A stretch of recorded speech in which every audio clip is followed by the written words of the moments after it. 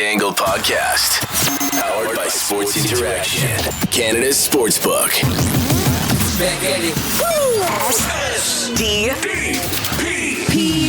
The Steve Dangle Podcast. With your hosts, Steve Dangle, Adam Wilde, and Jesse Blake. Let's go! Ladies and gentlemen, today is a historic day. We have the first Canadian, African-American, North American GM of an NHL franchise, Mr. Mike Grier of the San Jose Sharks, which is, I think that's pretty flippin' impressive. Also today, Hayley Wickenheiser promoted to assistant general manager of the Toronto Maple Leafs. I think she's probably got time for it now because she's got her doctorate.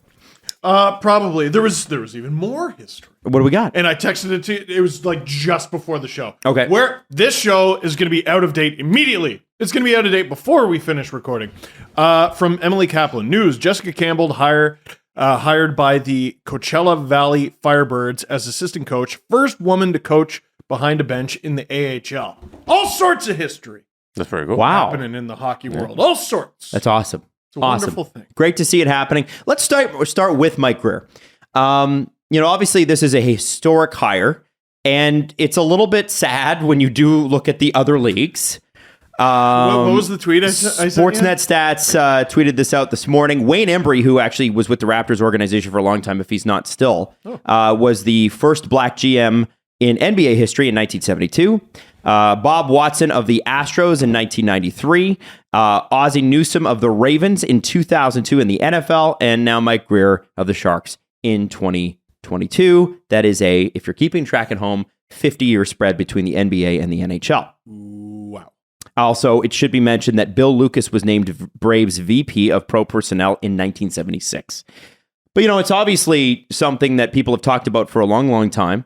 We just had, was it last season, Jesse, where a coach accused the NHL, or not the NHL, the NFL of keeping people out or keeping people out. Remember there was the Giants? Yeah, that was the Jets? Miami Dolphins head coach this past offseason, at the end of the season, yeah. So, this is a monumental day and something to be celebrated. Mike Grier was a great hockey player.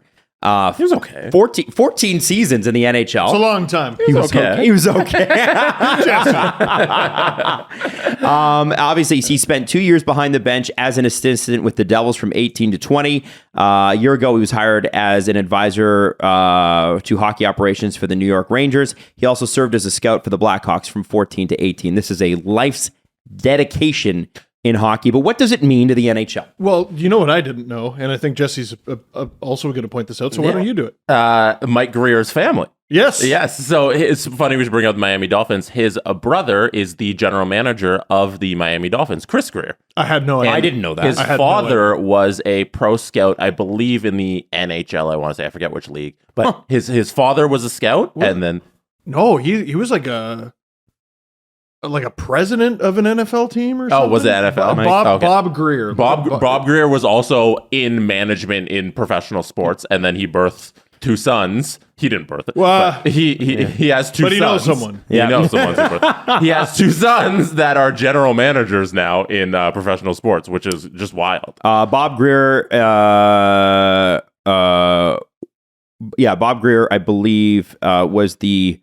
he played in the NFL, I believe. I listened to 32 Thoughts on the way here, and he said it, and I don't remember exactly what he said. There was so much so he's executive scout, New England Patriots, director of pro scouting with the Patriots, director of player personnel, vice president of player personnel, and then he moved on to the Texans for 12 years. We're both right. And then what a family. Yeah. The Griers. And he moved on to the Miami Dolphins, where he's a consultant currently from 2017 to right now. They are a sports management legacy family. It's very impressive. Very impressive. Sportsy guys. Yeah. Sportsy. But Jesse, this is obvious, but what does it mean to somebody like you, a fan who is black of the NHL? I always say this: if you see it, you can believe it, you can do it. It's important just for the visibility for young black kids to see a person, because they've never seen this before, and they need to see something to have a realization that it's possible. Mm-hmm. And I'm happy today for all of the young kids who are in their teens or younger who one day I want to run an NHL team. now they know it's not just for white people, white men, because that has literally been the only person who's ever been the general manager of an NHL team, and now it's possible for minorities to do it. There you go. Mm-hmm. It's cool. It's a cool moment. Haley Wickenheiser being obviously promoted to Dr. Haley Wickenheiser, excuse me, assistant general manager of the Toronto Maple Leafs, also a huge deal. And one of the stories that I can remember that Kyle Dubas telling was that when he was hired as the general manager of the Leafs, he sat down with Masai Ujiri, who's at that point, I believe, president and general manager of the Raptors, now just president because Bobby Webster's the GM, but it's really Masai's team, let's be honest. Mm-hmm. He sat down and he said, how can I succeed here? What's my edge? And Masai Ujiri said, hire women. Mm-hmm. Mm-hmm. Hire women. And it's an important thing that the NHL has ignored for a long, long time. Haley Wickenheiser literally had to be the best women's hockey player, arguably one of the best of all time, top 3. I think Mount Rushmore? You could have cut it off at best. Best all time? No, just for this to happen? Like when she eventually leaves the Leafs organization, because she will, it won't be to be GM or president of another team. It'll be to go to space. Like she can just do whatever she wants. Right. She's killing life. She has one of the most ridiculous resumes of any living Canadian. The Masai Ujiri story, it reminds me of the Chicago Blackhawks GM search, because they interviewed Teresa Resch, whose management in the Toronto Raptors, for that position there in Chicago. And she's an NBA person, she's a basketball person, but they thought so highly of her that they gave her an interview for this NHL GM job to potentially become the first female general manager in all of the pro sports. I don't believe there has been. So she's like in line to become that, I guess, within the NBA if she's thought of that highly. And that just is a credit to Masai for thinking outside the box, And the one thing I will say is that the Maple Leaf Sports and Entertainment Group pays its, like, when you get to that position, I'm sure sometimes the reason that some of these people haven't left is because literally taking you could make more as an assistant GM for MLSE than you would as a GM for a lot of other teams. Probably. Now, it's important that people take those GM steps, but MLSE is known for paying those execs, and that's why a lot of them stick around for a long, long time. I'm really excited for everybody today. It's just great news. It's fabulous news. Now, the Leafs did make some other hires as well, and we're going to do a bit of a full Leafs breakdown after You Can Bet That with Dave, because we have a really special prop bet that we got to run by you. There's that, and your boy did a little research and a little digging, and I have some theories. On what? On what the Leafs are going to do. I love this. Okay, so we're going to run through all of the things, because I promised you yesterday we would, but the official Toronto Maple Leafs tweet is, General Manager Kyle Dubas announced today that the hockey club has promoted Dr. Haley Wickenheiser, Ryan Hardy, and Daryl Metcalf to roles of assistant general manager. And I assume that means they join Brandon Pridham. Isn't he an AGM? He is assistant to the general manager. Okay, so it's literally Dwight from The Office? Yes. Okay, and then who is the manager? Who's the GM of the Marlies then? Lawrence Gilman. It is Lawrence Gilman? No. It's another Ryan guy. Hardy.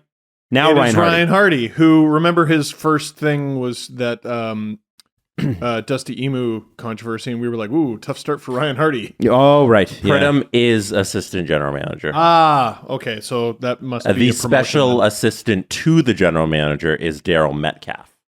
I see. It's all You see what I mean? There's though? been They a have a lot lot. of They have a lot of, semantics. here's the deal. They go, here's a smart person. Let's pay them enough and keep them around. Mm-hmm. And so they just the group keeps getting bigger, which is good. And so there was that. And what did I want to go to next? We are going to Montreal tomorrow. We are going to Montreal tomorrow. We're getting ready for the draft. Steve is leaving at noon tomorrow. I'm driving down. I bring all the equipment in my truck. Cool. And Steve and Jesse and I will be there. We got dual streams happening. So Steve's got his one on Sportsnet. So I'm sure we're going to kick Steve's ass. Who's your co-host again? Colby Armstrong. Yeah, well, mine's Jesse Blake. So wow, never heard of Colby. Former Thrasher. That's Jesse Blake's a former Thrasher. No, Colby Armstrong. Oh, okay. Now, before we get to before we get to You Can Bet That, because again, I'm really excited about this prop bet. Steve came up with it. It's really it's good. It's creative. It's only a Steve bet. So it's like the Matthews will he get to 70. You know what I mean? Yeah, that didn't work though. But it did. A lot of people did well on that. I hope so. Anyway, the Leafs story we thought we couldn't tell. Strangely enough, we said on yesterday's episode that there's a Leaf story from the draft floor we can't tell. Then somehow late last night, Jonas Siegel, reading our minds, I think it's a well-timed story, Yes. talks about the Mitch Marner draft. That wasn't the one I was talking about. Oh, What well, that was the one we were talking about. Steve and Yeah. I were talking about the No. Mitch Marner versus Noah Hannafin pick that the Leafs had a huge debate over right down to the draft floor. But Jesse, which one were you talking about? I'll remind you guys of what the one I was talking about. Okay. Yeah. Well, we can on the show. No. So- I said we couldn't bring it up. You sneaky and then now Pete. we're doing it You're again. sneaky deaky. You guys know the story. So what we know, and this is great because Jonas actually called up Mark Hunter. And Mark Hunter said this, listen, I don't want to throw Mike Babcock under the bus. I have no beef with him at all. But he was just saying if there's a star defenseman there at number 4, we got to consider taking the star defenseman instead of a forward. But Mark Hunter was like, no, you have to take Mitch Marner. Now, the quotes in this story are very tame. Did you hear? Did they write Noah Hannafin? Yes, Noah Hannafin was that was the consensus, yeah. Because I had also heard Zach Werenski. Oh, really? Okay. Well, maybe the Leafs. Here's the paragraph. The Leafs' number 1 defenseman at that point was Dion Phaneuf, who was dealt the following February to Ottawa. Ooh, dark times. Morgan Riley and Jake Gardner were still young and inexperienced. The organization also had drafted Swedish forward William Nylander the previous year, and there were a handful of quote star potential defensemen that could be available: Noah Hannafin, Zach Werenski, Ivan Provorov, and Thomas Chabot. However, we know for sure that it was Noah Hannafin that they argued about. Yes. So maybe we can add that to the story. We know it was, but the Leafs really liked Hannafin and they liked Provorov, but I think that the fight on the draft floor was about Hannafin. A long time ago, we have a show called Coulda Hannafin. It's based on Yes. Mitch Marner. It's based on this story that we didn't even tell on the time, but it's largely because of our knowledge on that and that they Coulda Hannafin. Now, We were all sneaky Pete. sometimes you get a little bit of heat. You get a little heated in arguments with, not necessarily with coworkers, I guess, but you get heated with arguments with business partners, whatever, and you swear a little bit. Yeah. Now the quotes given by Mark Hunter are, this was 6-7 years ago. It's no big deal, but at the time it mattered a lot to both people. And you can imagine Mark Hunter, big personality, Mike Babcock, big personality, and they went toe to toe. And I believe there was a comment about size. Yes. And it was, we need to draft fucking men. Yes. That's the purported quote that has made the circles. We can't verify it. But I've heard a version of it. Yeah. yeah. But it's so interesting, right? Because you have all this time to prepare. And you'd think, okay, That can't happen. here's how we know this draft's gonna go. Who went in that draft, Steve? Give me the first 3 picks of that draft. Connor McDavid. Mm-hmm.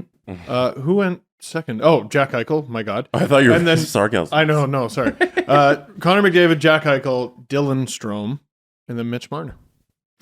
So at that point, you're thinking, okay, well, we gotta have it's gonna be one of Hannafin or Strome, probably ahead.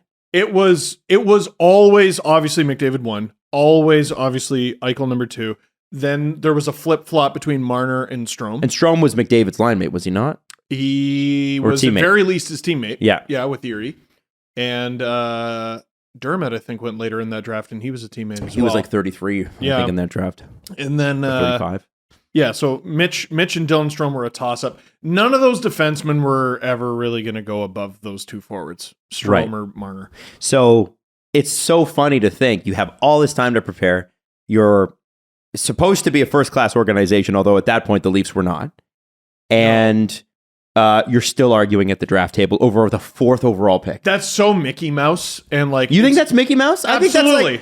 I think that's people putting in their last ditch. You think that's bad? I think that's every draft. I get it, but you have months to prepare. Yeah. We're here already. The decision is made. Get out of my face. Put your energy towards something that we haven't made a concrete decision on, which is not this, by the way. Well, I'm sure Babs was probably thinking, we haven't made a concrete decision. I'm not on board. Yeah, you're not. You're not. We are. The organization is. Fuck off. No, like seriously. There's so Okay, but much. you just signed a guy to a 7-year contract, yeah. $50 million, which is what Babs got. to coach the team we put in front of him. What's the money for? What's the money for? Steve, as we you found want to out, give it back? As we you want to found give out, it back? Baps wouldn't play the team they gave him. Well, exactly. Stubborn from day one, and not stubborn in a productive way. They had so many picks in 2015, and they were working to get more. And if he had only put his energy towards the rest of them instead of the 4th overall pick, that's supposed to be the easiest decision of the weekend. The easiest one. 4th. Only 3 guys are going to go above him. What is your top 5? You don't even need to go that far. What's your top 4? You have the 4th pick. You don't even need a top 5. Not hard. Not hard. When we arrive in wherever that draft was, I don't remember, shove your opinion in your nose. All right. I thought you were going to say your patootie. I was going to say nose the whole time. All right. I was deciding which nostril. And dude, it's the 4th pick. It's the 4th pick. You're being too hard. No, we're not having this fucking discussion on the draft floor. You're being too hard on. Absolutely. I think I'm with Jesse on this. I Absolutely think not. this happens 100 times on the draft floor. I agree, and it's unprofessional every time. Like, we got a show to run. We got a fucking show. Listen, if you want to have a debate over the, 18th pick, I still think you should be prepared for that. You should have like a top 3 by the 18th pick. For God's sake. Sure. Right? You should have a list, and I'll hear that. 4? Get out of my face. We have too much work to do. It's the Toronto Maple Leafs. Act like it. Jesus. Wow. It's the 4th pick. You have to know. Right. You have to know. You have to know, okay, if they take Marner, then we take Strome. If they take Strome, then we take Marner. You want them to come to that decision right 3 days before. Yes. Instead of you're on the draft floor and Mike Babcock's like, well. Is this a professional sports team or a school project? Get out of my face. He was the AGM he was the for the Marner draft. I believe that was the draft that Dubas and Hunter did 2015 with no GM. Yes, because that's right. Lou was hired in July. Yep. Okay, this was their draft. Me, you. At least at this point. I asked your opinion. You gave it to me. I disagree. Fuck off. There's got to be a hierarchy. Like, come on. Well, the Leafs organizations up until recently have struggled with that for decades. Hierarchies. Yes. The tail was wagging the dog often. Can we redraft the top 9? From 2015? Yeah, quickly. Snake draft. Just pull it up. Let's try. I'll go first. Connor McDavid. Jack Eichel. Steve, you're third. Oh, for God's sake. I think Mitch Marner's got to go third, don't you think? Probably third, but let me look. You got the whole draft. Oh, yeah, I'm going to go Marner, but this is closer than I thought. You're again. Oh, me again? Snake. Oh, my God. Oh, boy. Oh, man, that's tough. Take him. I'll go Rantanen. Yeah. No, yeah. What are you struggling There's some over? other really good players, man. Oh, God. Okay. Adam, go. Zachary Senyshyn. No, I'm kidding. I'm really struggling with him. I think if you're going to go now, obviously you had to go Rantanen, right? Yeah. I don't think it's that obvious. I mean, if you don't take this guy next, you're dumb. Me? I'm going to beat you up. Yeah. It's got to be Provorov, doesn't it? What? Oh, what? No, it's Barzal. What? No, I disagree. It's Barzal next. I'm taking Aho. Yeah. Oh, where's Aho? I don't see his name. He was at 35. Oh, for fuck's sake. He's right under in the first Rantanen. round. Jesus, I didn't even see his name. No, you get the whole draft. Oh, God. Okay, that's a lot. Okay, what's next? Who's next? Me again. So Aho then is my pick. No, I took Aho. You didn't take Aho. You took Barzal. I didn't know we were going outside of the first round. Okay, fine. You took Barzal. I took Aho, and then it's my turn again. I take Kaprizov. Oh, Kaprizov's in this draft. You fucker. You fucker. You're such a fucker. You're a fucker. Yeah. I think Kaprizov, wasn't he 4th round or something Or stupid? like 5th or something stupid, yeah. 5th round, yeah. 135. Adam, you're up. Oh, God. I hate you. You got to arrange it by points. Or Although goal. I know my next pick, I think Kyle Connor would be my next pick. and you'd be right. So is it my turn? Yeah. Rupe Hintz. Ooh. Hold on. Over Oh, Shabbat? Over Shabbat. No, and there's another one I missed too that I'm very upset about. Keep going. Also, So Barzal. wait, who's next? Oh, wait, am You're I again. next? Yeah, you got 2. Ooh. Ugh. I'll go Shabbat. I'll go Shabbat, but there's another player we're missing here. Adam, you're up. We already did 9. Yeah. No, but this is fun. I like this. I like redrafts. Man. Freeze off. Fuck you. That's a steal. You're such Just a like dick. in the actual draft, I stole in the late rounds. No. Adam, do you want to go? I'm just looking at the first round again here. He had a great year, but I don't know if he's got the resumes there. Timo Meyer, over Werenski and have we taken Provorov? Have we taken I Werenski don't know yet? if we've taken a defenseman. Oh, Shabbat. I took it. Yeah. Yeah, we haven't taken Werenski. That's a good pick. I would take Werenski over Would you? Timo Meyer. Okay. All right. That's your call. Anyway. It's your pick. Next, for the last pick, I'd take Jake DeBrusk. Oh, thank you for that. You know what's insane? Connor McDavid is 3 points away from 700 now. What? That's a lot. That's so annoying. I hate him. Don't you hate him? A little What are you bit. looking at? I'm looking at goalies. Oh, It's not that good. no. There's It's no okay. goalies. It's kind of wild. Of the players drafted in that draft, Mitch Marner is second to Connor McDavid Eric in terms of Schalger. points. Oh, yeah. you got him. No, my next pick, I guess we're done with this bit. We're good. My next pick was going to be Sorelli. Oh, Cernak, I would have gone with. The goalies No, were. Sorelli. No, I know, but Cernak went in this Oh, is draft he in too. the same draft? Yeah, number Second second. to Sornak, Lightning, yeah. bro. I know, same draft. The goalies were like kind of a Aiden Hill is okay. Mackenzie Black. Man, was. they Ilya even Samsonov. the fucking Lightning even got Matthew Joseph in this draft in the fourth Who round. they turned into Nick Paul. Yeah, who God, they I just know. signed for 7 years. Mangiapane went Breadman. sixth round, 166. Eriksson Ek. It was a great draft. Oh my God, One of the best. What a great draft. You're killing me. I think I cracked the code with the Leafs, and no, we're not even talking about it. I know. All right. Oh, you've got it. So you got theory on something, or I was gonna wait to do most of our Leaf stuff until after you can bet that. Is there So let's something? do it. Let's do it. Okay, let's get into you can bet that. Dave Bastel, and also as you always, we always ask you if you need hints on responsible gaming or how to talk. You can check out the description on this episode. The table really. That was me. Okay. Sorry, That was, sorry to everybody with a subwoofer. And 19 plus, please play responsibly. Let's get into Steve's prop bet. Dave Bastel, sportsinteraction.com/SDPN. And we've got the draft coming up. We're about to go to Montreal tomorrow. We're all going to Montreal tomorrow. And we thought, okay, how do we put together a cool prop bet? Because we have talked about the fact that, is it Shane White, right? Or is it Juraj Slafkovsky who's going to go number one? We still don't know. Montreal, apparently they're leaning Shane Wright, but we don't know for sure. But Steve, you wanted to come up with a kind of a different prop bet at sportsinteraction.com/SDPN, which was? Which league is the Leafs' first round pick going to be drafted out of? Okay, so this is good. So this is a wild one. And David, you were able to put this together.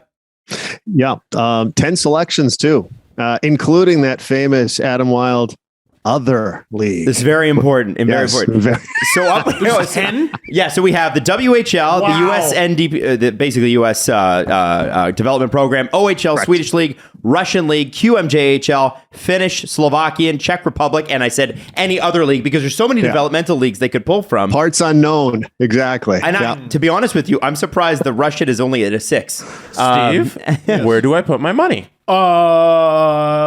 Great question, Jesse. So we got- I came prepared to answer. I have a list. So LeafsNation.com put together a list of potential draft picks. We've got Liam Ogren, who is supposed to be in the consolidated list number 16. He's out of Sweden. Noah Oslin, also out of Sweden, potentially. Yuri Kulich, Extra Liga, which is... check. There you go. Yep. Which would be a great one because you get great value on the check, right, David? Yeah, you absolutely do. You get him at 21-1. So 21 times your money if he does come out of the Czech Republic. WHL, the American Developmental, those are your favorites right now at Sports Interaction. OHL, Swedish League, pretty close behind. And then you get into some of your value picks if they're going to go to the Q or Slovakia or Finland, anything like that. I'm not sure where else you'd go if you actually picked other. Like they're not drafting out of the Italian or the German league. Not yet. You don't know. You don't know. Guys, Australia's got a league. we're forgetting about the greatest name in the draft, though, which is Jagger Furcus. Jagger Furcus. Who I was going to say, where does he play? And where does he play? Canada. Because he's No, I'm not going to. He's from Alberta. Okay, so is he in the WHL? Of course he Jagger is. Furcus is in the WHL with the Moose Jaw Warriors. WHL. It's a Saskatchewan. It's a Saskatchewan name. That's right. So, Yeah. Now, is the bet the Leafs' first rounder or their first pick? Because Mr. Dubas Trade Downy Pants likes to trade down. Yeah, that's true. Well, right now it's stated, and some of these things, when that happens, it could go off the board if something goes in a different direction. But right now, based on where they are, first round pick. So what is the number? 25? Is that what it is? Yes. Yeah. Yeah. So it has to be in that spot because yes, if he does trade down all of a sudden, fall to, I don't know, the 10th pick, then maybe we have a better idea of, he's focusing on player X, right? Mm-hmm. So this would immediately go off the board. But based on what we know, they're making that one selection. Give us the location, courtesy of the Steve Dangle Podcast. One last name. Yep. And this is a Hall of Fame name draft. Rutger McGorty from the United States Developmental Program. He is a forechecking, goal-scoring, mean forward. His name is Rutger McGorty. He is absolutely from Maine. Yeah, okay. I'll have to look. I'm going to say Maine. Rutger Illinois. McGorty. Name, Illinois. He's from Illinois? Yeah. Illinois. He's I got from Wisconsin. Lincoln, Nebraska, boys. that hockey hotbed. Yeah, Yes. but as you can see, like really, I mean, the odds are I mean, they're pretty good on anything. Who are you picking? I said Jagger Fergus. Okay. All right. That's it? That Jesse, one. who are you going with? Final Czech Republic. I'm going with the Czech as well because it's the best value, 21. David, thank you so much as always. I love that you put this prop bet together for us. We really appreciate it. This is really cool. No problem. And also, guys, and I teased this on the Chris Johnson show, Nazem Kadri odds on where he's going. I know we're not going to talk about it now, but maybe we'll talk about it as the days and maybe into next week too, before that free agency period, because I don't know, for my money, the top 2 or 3 free agents out there. And of course, some interest in the Maple Leafs. Of course, I don't think they're going to be part of that mix, but yes, we have it all top to bottom. Enjoy your trip to Montreal and be good. Thank you, sir. You've heard us talk about BetterHelp, and it's just an important reminder that you have to take care of yourself the way you take care of your car with regular oil changes, or the way you take care of your body with regular checkups at the doctor, or, I don't know, working out, which, Steve, you've turned your whole garage into a workout center for Steve. Yeah, look at me.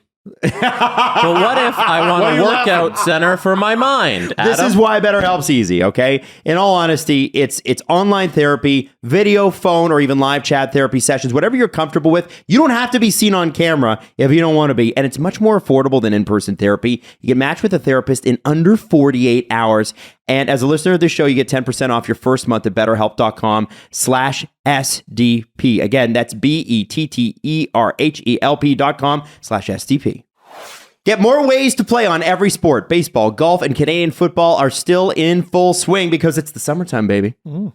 So get involved. The action always starts at Sports Interaction. It's Canada's sportsbook. Bet on the game before it starts, live and play, or use one of the many prop bets that we always talk about on the show.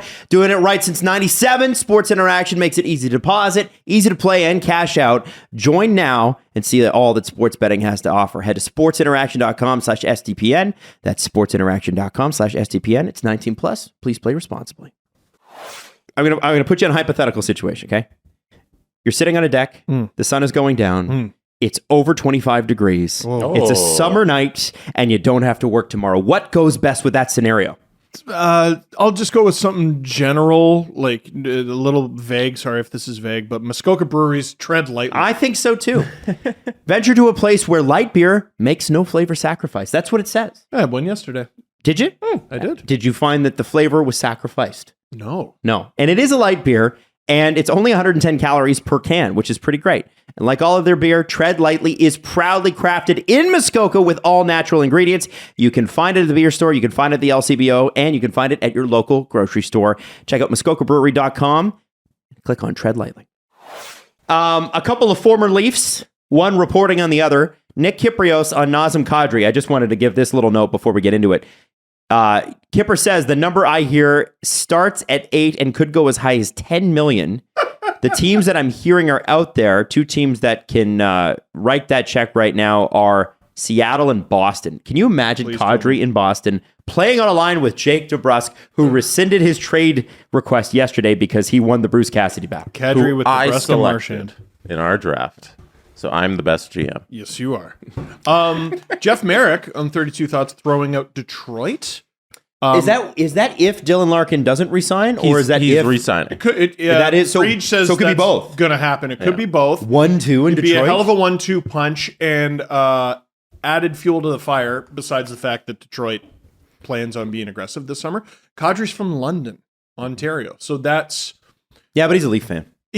No, he's not. He's an Habs. Habs fan, Shut or up. grew up a Shut up. Habs fan. He's a Leaf fan. Yeah, it's true. It's one of those things. Like I try to push to the side that Dubas grew up cheering for the Sens. Oh, I didn't know that. Yeah, That's terrible. I had no idea. Yeah, try to push that to the side. Go look at his likes. When they announced the Hall of Fame picks this week, the only one that he clicked like on was Alfie's. I know. Steve, 34-year-old man, following Kyle Dubas's likes. Hey, he's older by like 2 years. All right. How dare you? What were we talking about? Kadri. Kadri with London, because it's Makes a lot of sense. sort of halfway between Toronto and Detroit. And Toronto's not going to be Not in on really, that. but sorry? Toronto's just not going to be in on that. No, they can't. No. They can't. So Leafs. we're getting to the Leafs. Thank you. Toronto's number one priority going into the next week and a half. Finding out who the fuck's playing goalie. Yeah. Who the fuck is playing goalie? Now, Pierre LeBrun tweeted this, and we mentioned this on the show. Marc-Andre Fleury was willing to waive his no trade to come to Toronto at the trade deadline. And that was leaked. And Kyle Dubas, remember, he was pissed upset at John Davidson about that. I don't know that if that means that JD actually leaked that or what. But yeah, Dubas blamed the Blackhawks organization for that getting it. Kyle Davidson, that's it. John Davidson is the president of Columbus or something. Mad at? Anyway, Oh, right. Kyle Davidson, who is the new GM In Chicago. in Chicago. So Marc-Andre Fleury could be a potential thing. If you're wondering, no, I have not asked Alan Walsh about that sort of stuff because I don't. Also, do you think he would tell us? I assure you he would not. He would not. There are like 5 insiders in the sports. We're not them. We're not them. No. And I'm not hitting up Alan for that. Unless it's Brennan Mennel. Freach. If you need someone to be second on the Brennan Mennel trade news, I'm your guy. I'm so salty. Weeksy beat me on that. Elliot Friedman is wondering if Kemper, who has never played in Canada, would actually come here if he did make it to market. So obviously he and Colorado are negotiating right now, but he's played in Minnesota, LA, Arizona, and Colorado. Would he want to come to Toronto? That sort of spotlight. It's really tough on goaltenders here. And he also says in 32 Thoughts that the Leafs did pursue Matt Murray when he was sent to AHL Belleville. He said, but I don't see that now. I wonder what that would look like. That it would have to be a 50% retention or something like that. At least. Well, it's the max allowable, but adding on to the deal. And here's the other thing, and I just want to mention this note. Luke Fox mentioned this in his column for Sportsnet.ca. If the Leafs can't trade Mrazek, you got to buy him out, right? It's an option. It's not a great one. I think they'll be able to find a home. There's enough teams looking for goaltending that they could find a home and get creative with it. And it's 3.8, 2 years left. It's not good. But there are worse options. I don't know. Matt Murray, for example. Yeah, right. I think we also forget that Matt Murray can still play hockey. Or not Matt Murray. Peter Mrazek can still play hockey. That he still can be a decent goalie in the NHL. Like, he struggled with the Leafs, but his last couple of years with the Hurricanes were decent. Like, he was above 900. He was in the 910 area. It shouldn't be a shock that he was bad last year. It was shocking how bad he was. But he got injured in his... So, he only played 12 games the season before. Mm-hmm. Gets hurt in his first game. Returns. Gets hurt in his second game. Third game he plays, and then I believe they pause the season. It's been about 3 years since Peter Mrazek has played an NHL season. Yeah, so it would cost them, if they bought him out, it would cost them $1 million on the cap this year, $800 the next, and 1.4 the following two. That's I think 4 years. I think you have a player, you know? Why buy him out and take that cap hit when you have somebody, a human who you can move somewhere? You know? I don't think buying him out is a very good option at all. If he's on the Leafs next year, It's not a catastrophe. I just don't think it's preferred. Mm-hmm. He can still play goal. At $3.8 million, though, it's not necessarily can he play. It's can they afford to get a guy who's going to play more than he can? No. Not with him. Right. They could afford to get a guy, a bigger fish, but not with him on the team, no.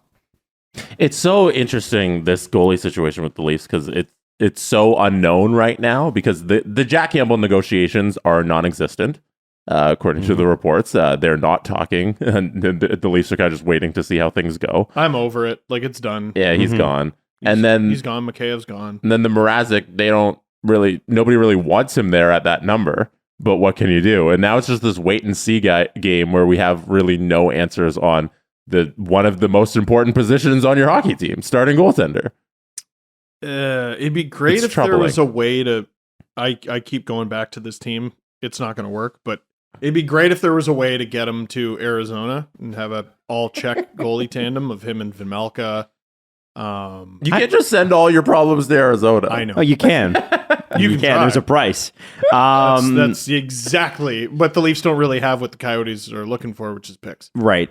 I think with all that in mind, so if we're not buying him out, we're not buying him out, then Mrazek's got to be traded. Yes. If he's going to be traded, are the Leafs retaining? If they are not, it's going to hurt. Yeah, they may have to, but I mean, if you're going to retain, you might as well buy him out. Like, are you going to have to retain more? So you can save $1 million. Yeah, because you're right. How long is his damn window, or like whatever you want to? The window is Matthews' contract, right? That's what it is. Mm-hmm. And it's possible extension afterwards. Is a second round pick worth, what is it, 3.8? You said, Mrazek? Yeah, is it worth that? They don't have a second round this year. No, like a future second, like one of the seconds they have. You know, you have 1 million seconds forever. Will you send a second plus Mrazek to Arizona just for $3.8 million in cap space? I mean, we know they'd be open to it because they were willing to work with the Nick Ritchie trade. Is it worth a first? Marlowe was worth a first at $6 million. Not. Yeah, no. So are we to surmise that maybe, I don't know if these are still the same prices, but at that time, going off what we know, $6 million in cap space was worth a first, meaning that your first 3 picks are probably worth a couple million each against the cap. Maybe it's hard to know the value. Someone put together a good chart of like roughly what each pick is worth. And then there's a deal to be made. Yeah, but it might hurt a little. Now Dubas is good. He's been pretty damn good at trades. If you look at his trade history, not a lot to complain about there. Everybody points to the Kadri deal, but to be honest with you, if you look at the first Kadri deal, which Kadri turned down to Calgary, it would have been a great deal. So I'm not really that worried about it. I think the thing is that I find interesting is not that the Leafs need a goalie. It's the fan reaction, which has been almost non-existent. Like Leaf fans, I think, are so used to being worried about our defense, which is objectively the best it's ever been, that at least in our lifetime. I think, and everybody's like, well, what are we going to do with the left wing second line forward without Mikheyev or whomever or Kerfoot or whatever it is? Not worried about that either. You should be worried about the goaltending situation. You should be concerned at this point, not worried that they can't get it done, but worried that they don't have a plan that has been executed. And I think I don't think Leaf fans are used to worrying about a goaltender. It's been a long time. Not like this. Not like literally not knowing who the hell the goalie is heading into the season.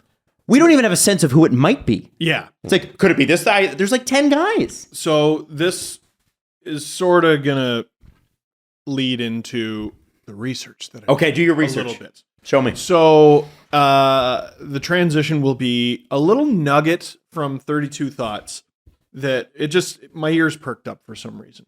Okay. So who got Ryan McDonagh this week? That would be the Preds, and I have a story on that later. Oh, interesting. The Nashville Predators. Who, on today's 32 Thoughts that was released, does Elliot Friedman say was also in on McDonagh? I have not. Columbus. The Columbus Blue Jackets. The Columbus Blue Jackets. Who do the Leafs have that might be available who's somewhat comparable to Ryan McDonagh? Jake Muzzin. Jake Muzzin. Because there's all this stuff with, it's funny, for a team that's like, yeah, sure, we'll run it back. Having to choose between Rasmus Sandin and Jake Muzzin feels like a fairly large decision. If Columbus could be so enticed, could there be some sort of fit there with Jake Muzzin going to Columbus? And is it possible that a goalie could be part of that deal? Is it possible? I doubt Elvis Merzlikins is on the table, but what about Jonas Korpisalo? Interesting. Is there a potential there? Now, I don't think he's going to be the starter for the Leafs. If I remember correctly, wasn't very good last year. But has been good in the past. Has been good in the past. I wonder if there's something there. Here's how it transitions to what I wanted to talk about. 1, 2, 3, 4, 5. Okay. There are 5 teams. Because what did we learn this year? I think it was Doug Armstrong who said this on Agent Provocateur. Not all the GMs... Talk to all the GMs. They have their pals. Mm-hmm. There are 5 teams. Not necessarily all with the same GM, and we'll get to that. But there are 5 teams who, since Dubas was hired as general manager of the Leafs in spring 2018, 5 teams Dubas has made 3 or more deals with. Okay, so the Kings have got to be one of them. They are not. Oh, there are 2? The Ducks. The Kings have made 2 deals with Dubas, and they're both huge. Right. Not the Ducks, although I thought the Ducks would be on there. Okay. So, are we playing the guessing game? Yeah. Yes. Okay. Montreal. Not Montreal. No, I don't think Montreal's on there at all. Placanets. Yeah. So they'd be on there the only one? once. Ooh. Oh, that's Yikes. odd. You don't have them there? I don't have them for some reason. So not LA. That's odd. Not LA. All right, well, I'll have to refine the list, but Is the list accurate? I thought it was. What the fuck? All right. The answers. Nashville has made 3 deals. Mm-hmm. Columbus has made 3, and those were fairly recent. Florida has made 3, and we'll talk about them in a moment. Ottawa is second with 4, Mm-hmm. and 2 fairly large ones, because there was the... Phaneuf and Zaitsev. No, it wasn't. It wasn't Phaneuf, but maybe it was. We'll get to that. Zaitsev Ceci was in there, and there was another big Connor deal. Brown Can't was remember in what it was. one of them. That was in that deal. Oh, that was in that deal? Yeah. Number 1, St. Louis. Oh. 5 deals. Doug Armstrong. And all of them were nothing. Doug Armstrong. So 2 of those deals were deals at the draft. And that's important because one of them was a trade down, which I'm just looking at that 25th pick. He's going to do it. Oh, yeah. Dubas is trading that down. He can't help himself. You want to bet? He loves a good trade down. You want to bet? Oh, what do you want to put on it? I want to put a Montreal smoked meat sandwich. I'll do that. I'll Okay. do that. Dubas will trade that. Okay, it'll be between the 2 of you because if I get involved, then it doesn't make sense. Buy me 2. Oh, I Okay. still owe you donuts. No. Yeah, you own donut. You're I'll have already to- I'll have to do that down next donuts. Okay, so we'll bet 2 smoked meat sandwiches on it. Okay. And if Jesse wins, he has to buy us one, and we get to split it. No, I have to buy you 2. Oh, okay. Oh, wow. It's 2 on 2. Skin in the game here. I'm so confident All right. that the Leafs will pick 25th. Okay. And I think he's gonna try to find 2 Rasmuses in the second round. So wait, my skin in the game is if I'm wrong, I have to buy both of you sandwiches. No, No, just Jesse. I get 2. We One- both- Two I want 1 sandwiches. from each. Yeah, Unbelievable. Listen, there's a. It may not look like it, but he's got to fill that up. It's There's like a large. Jesse's like a condo, right? There's a lot of floors that he's got to fill. My girlfriend's mom's whenever I eat, she's like, "Oh, that didn't even fill your earlobe." Yeah. Wow. That is such a girlfriend's mom thing to say. Oh yeah, that Yes. didn't even fill your earlobe. Oh, And that's I'm like, funny. Yes, Audrey. No, the oddster. Anyways. So, I was looking at the Leafs potential partners here. And there's a few I can see. Columbus is one of them. Not a lot makes it out of there in terms of chatter, and not a lot makes it out of Toronto. A lot of the Toronto gossip, and you got to remember it's framed this way, a lot of the gossip from Toronto is negative. It's about how things don't work, and that's because it doesn't come from Toronto. Maybe I'm a biased Leaf fan saying that. I'm pretty sure I'm right, though. But St. Louis is someone who I could see the Leafs making some sort of deal with. Who does St. Louis have? Well, do they Villiuso. Oh, yes. Well, they don't have him. He's a UFA. Well, negotiating rights? maybe there's something there. So if you get him on a long-term deal, you can bring the AAV down. There could be something there. And if you have an 8-year I wouldn't be completely shocked to see, like, we just brought up Korpisalo, we just brought up Husso. There's probably room for both. On the Leafs? Yeah. well, because Korpisalo is not going to have a huge salary. He doesn't have a huge... He's not going to have he has a a corporate contract. salary. Am I right? Who? Korpisalo? Yeah, he's I think he's an under RFA, is he not? No, it's he's less than $3 million. He's under contract. It's less than $3 million. $1.3 million. Wow. So it's even less than Jack was making. Wow. Yeah. So tell me this: why do Columbus give up Korpisalo? Yeah. Because they have Muzzin? Merzlikins. Because they want Muzzin. Yeah, but that's 1.3 for your backup goalie. That's great. That's fantastic. But Who He's you get just to back he's up? been in rumors for so long that I don't know. I'm willing to entertain it. I like and it. if they're in on I feel like, and we've talked about this before, I feel like you don't kick tires on McDonough, and then if you don't get him, you just go, all right, well, never mind. We don't need a defenseman. Yeah. I didn't even want Ryan McDonough. Like, no, you're gonna go after the next guy. Yeah. Maybe Muzzin could be the next guy. I like your Husa idea because that's what I've been rooting for this entire offseason, that the know. Leafs go get Villy. And believe me, I thought of And I like that you've laid out a good plan, and it makes sense. the only thing I would say, and I'm just going to flag this, is they've got Werenski and Gavrikov on the left side already. I want to say I want to say he could play both. Well, they can't. Jake Bean plays both, and I don't know if they're going to bring back Borquist or Blankenberg or whatever, but I just Nick Blankenberg. Is that actually his name? Yeah. Oh, I thought you were. No, Nick Blankenberg. Oh, I thought you were. No, that's a man. Oh, okay. It's a man. All right. He's great. a man. Now, yes. Yeah. But It's a pretty thin decor. but like McDonough- Ryan McDonough plays on the left side, and that's who they're trying to and get. they were still going after him. Maybe. Who Oh, knows? You know? Who knows? Maybe they So- want to be really strong in the left. Maybe Gavrikov could have been part of the deal. Here's why this makes sense too. Daniel Tarasov, Ah. who is a goalie, signed a $1 million. To say, or he's 23 years old. He's on the IR right now, but he's one of their guys.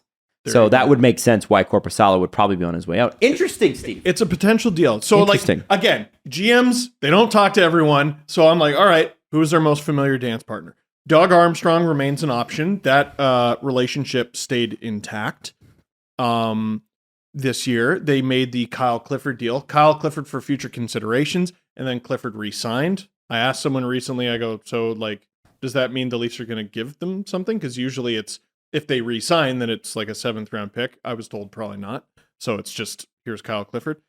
Ottawa is a really interesting one because that CC Zaitsev deal especially, heavy financial implications in that Certainly. deal, right? So whenever I saw the Leafs and Sens make a deal, I couldn't help but think that ownership was somewhat involved. There was a directive to Pierre Dorian, here, we need to make this happen.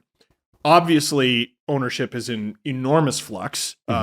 Eugene Melnick passed away. His family is running the show. They just bought out Colin White, by the way. Today? Yeah, just a couple minutes ago. Oh, wow. Yeah. Okay, well, yeah. interesting. I just thought I'd throw that out there. It's absolutely no. It's highly relevant. So does the fluctuating situation make it more or less likely that Dubas and Dorian make another deal because of that familiarity? David Poyle and Kyle Dubas, they've worked on creative deals together. They've done a lot of that NHL AHL stuff, sort of like with Philippe Myers we talked about yesterday. Florida, there's an asterisk on that one because Bill Zito became the GM of the Panthers after Dubas was GM of the Leafs and after the first deal there. So it's not like Dubas has made 3 With Bill. deals with Bill Zito. And also, they're now division rivals. I think when the Leafs and Florida Panthers were trading before, the Panthers were kind of a non-factor. Based on his trade history, Dubas doesn't care much for that. He trades with No, Ottawa. but it's other teams that do. right? Other teams do, yeah. Yeah, and But- like Ottawa claims up and down that they're not going to trade within the division, and they trade with the Leafs consistently. Exactly. So Nashville, Columbus, I think is a big possibility. Florida, I'm not looking at nearly as much for the reason that you mentioned. The team that I sort of want to throw out there as interesting is Vancouver. Because he's not GM there, but he is the president, Jim Rutherford. Jim Rutherford and Kyle Dubas made beautiful music together. They made lots of deals and some big deals. They did Kapanen for a first that got the Leafs Rodion Amirov. They did the Jared McCann deal. Mm-hmm. And, Jesse, I had you bring up NHL Trade Tracker. So remember... I think I know where you're going. Yeah, remember Dubas and Mark Hunter were running the show for the Leafs in between Dave Nonis, who was fired end of April 2015, and Lou Lamoriello was hired July 23rd, 2015. Read that trade there, Jesse. July 1st, 2015, the Leafs acquired Kasperi Kapanen, Scott Harrington, Nick Spaulding, a conditional first and a 2016 third in exchange for, to the Pittsburgh Penguins, Phil Kessel, Tim Erickson, Tyler Biggs, and a conditional second round pick. Now, I think it was Rutherford who was in charge when they made that deal, and we were like, oh, man, he should be fired. Man, if I say you should be fired, that is a guarantee that you're going to win the cup eventually as a general manager within 5 years. Mr. Joe Sakic. As we know. And then if you go to the next page. You want more trades? Yeah, because there's going to be some overlap before Lou is hired. There was another deal with the Nashville Predators there. Taylor Beck for Jamie Devan. It's not a big deal, but I'm trying to think of who the Leafs are going to make a deal with this week. And then Lou came in on picture day and said, half the roster is gone. Including that guy. Goodbye. Goodbye. Yeah, the next deal after the Taylor Beck for Jamie Devan one is Michael Grabner for 5 people. Carter Verhaeghe, ouch. Chris Gibson, Tom Nilsson, Taylor Beck, and Matt Finn, former second round. Finna. So Matt Finna get traded on picture day. So if we're looking at the teams that Dubas makes the most deals with, St. Louis, Ottawa, Florida, with an asterisk, Nashville, and there's something there with Jim Rutherford because that relationship obviously continued this trade deadline when the Leafs sent Travis Dermott to the Canucks. Now, their GM is Patrick Allvin. It's not Rutherford, but... Allvin, sorry. But we know there's a relationship there. Now, another person whose name has come up, very, very divisive among, and we're moving on from goaltending here for a second. Sure. But trade partners, I think this matters. One trade avenue that almost opened up last spring was with the Edmonton Oilers. Obviously, it was much talked about. Zach Hyman was going to Edmonton. It was a question of whether it was going to be a 7 or an 8 year deal. The Leafs decided ultimately that what the Oilers were offering, which I believe went as high as a 5th round pick. I don't know. For his negotiating rights, didn't match what they thought it was worth. They didn't go with it. They didn't take it. And Zach Hyman signed for 7 years in Edmonton, and so be it. Now, I wonder if they don't revisit things because Edmonton is apparently very interested in Jack Campbell, and Jesse Puljujarvi is apparently available for trade. Now, he's an RFA, and obviously RFAs come with a little bit more in terms of cost if they're on an expired deal. You would be swapping negotiating rights. But, Puljujarvi would become property of the Leafs. I wonder, because they're saying Puljujarvi probably a 3rd round pick gets him. That's what I've read. Really? Yeah, probably a 3rd. If you trade Jack Campbell's negotiating rights, does that then become a 5th or a 6th? And can you, as the Leafs, which you don't want to do, you've only got 4 picks in this draft, but can you then say we can justify affording that because Puljujarvi's probably going to be, what, a $2 million player next year? 2 to 3? There's something there. There's something there. And again, listen, 32 Thoughts. The Oilers have a lot of work to do. There's other guys who they need to shop. But Puljujarvi, even though his contract is up, would be money out the door. Yes. In a way. Yeah. Well, because they don't have to re-sign him. And I think it would give him the fresh start that he's been looking for 3 years. Like since Chiarelli. Since he was drafted pretty much. 100%. And I wonder too, a guy who was on fire and then he wasn't, Looked to be the guy that the Oilers drafted, and then he sort of wasn't last season. Good on the defensive side of the puck. Like, he seems like the guy that would be perfect for their top six. Puljujärvi. Yeah. You put him with Tavares and Nylander. Top six. Yeah. Yeah, I'd say middle six. Would you say middle six? Okay. Yeah, he could play on that second line. He's got the skill set to do it. he does. He sort of reminds me of Mikheyev in some regard, and that's a compliment. Also a criticism, mostly a compliment. Like, the Leafs team at their best, should Ilya Mikheyev be on the second line? No. Could he? Yeah. Mm-hmm. Would it be the worst thing in the world? No. The Oilers are interesting because they're competing with the Leafs for the same position in that they both have zero goaltending. And the Oilers they're in an advantage position because they don't have Mrazek contract sitting there and they have actually money to spend, and they need two goaltenders because Smith, he's probably going to go on IR or retire, and Kostenen's gone over back to Europe. Forgot about that. Well, they do have Stuart Skinner. They do have Stuart Skinner. That's a big leg up. The Leafs don't have that on the way. I mean, unless Källgren takes, improves by leaps and bounds.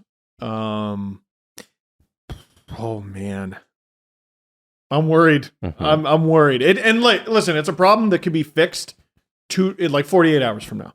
Right, but Edmonton's kind of in the situation where they can just do the normal goaltender acquirements, just go pay one guy a bunch of money and that's your starting goaltender. The thing that they can just go get Campbell, and that's the thing. And the Leafs don't have that advantage where they have to finagle this whole cap situation and find two goalies, really. It's wild to me that, because it really did seem imminent that something would happen yesterday, and it didn't.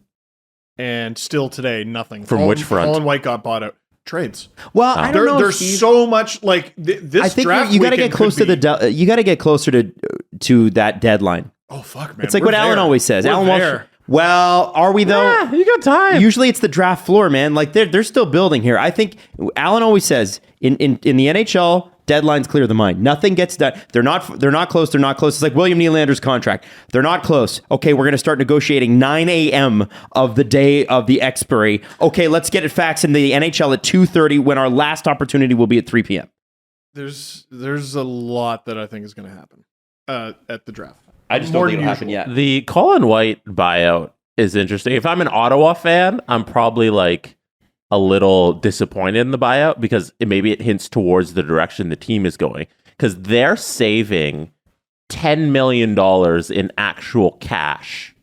And that seems to be the motivation for the buyout is, hey, we're going to save $10 million here. Let's do this. And is Ottawa trying to cut costs for their organization?